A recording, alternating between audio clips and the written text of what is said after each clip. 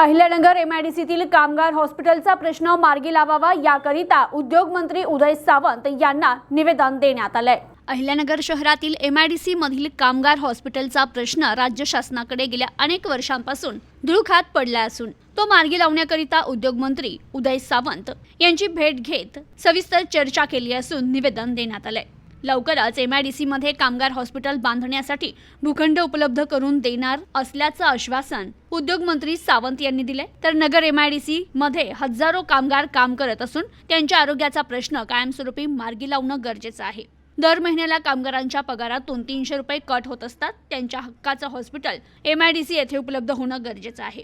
कंपनीमध्ये एखादी अनुचित घटना घडत असते त्यावेळी त्यांना तात्काळ उपचार मिळणंही गरजेचं असतं, कारण त्यामुळे त्यांचा जीव वाचू शकतो। अन्यथा एखादी दुर्दैवी घटना घडण्याची शक्यता देखील येथे नाकारता येत नाहीये।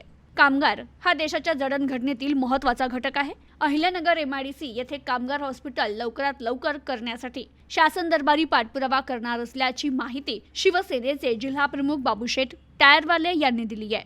अहिल्यानगर एमआयडीसी येथील कामगार हॉस्पिटलचा प्रश्न मार्गी लावण्यासाठी उद्योग मंत्री उदय सावंत यांना निवेदन देऊन त्यांच्याशी चर्चा करताना शिवसेना जिल्हा प्रमुख बाबूशेठ टायरवाले, संपर्क मंत्री शंभूराज देसाई, अभिषेक भोसले, अमोल हुंबे आदी पदाधिकारी कार्यकर्ते उपस्थित होते।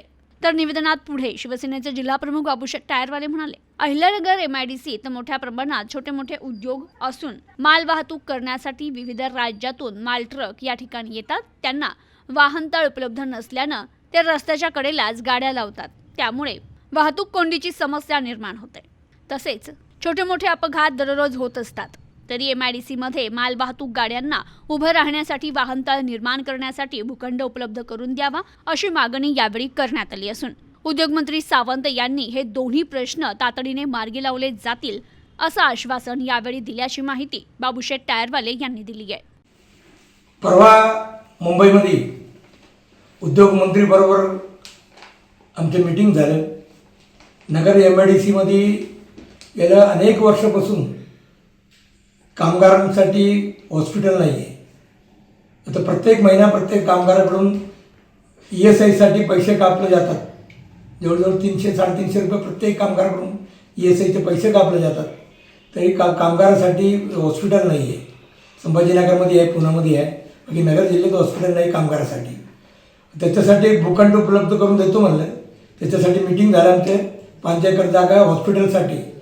आणि जे बाहेरून ट्रक येतात, ट्रक खाली झाल्यानंतर त्यांना पार्किंगसाठी जागा नसतात, ते म्हणून वाहनतळ आणि हॉस्पिटलसाठी लवकरच भूखंड उपलब्ध करून देण्यासाठी त्यांनी मान्य केलेलं आहे। आणि प्रस्ताव सगळं तिथं पडून आहे गेल्या अनेक वर्षापासून। आणि साहेबांनी शब्द दिले। आमच्या सचिव मोरे साहेब होता, शंभूराज देसाई होता मीटिंगमध्ये, सर्वांनी मान्य केलं। लवकरच आता ते भूखंड मिळाल्यानंतर आम्ही वर्षभरात हॉस्पिटल तयार करणार कामगारांसाठी। Bureau report, news today 24, Ahilyanagar.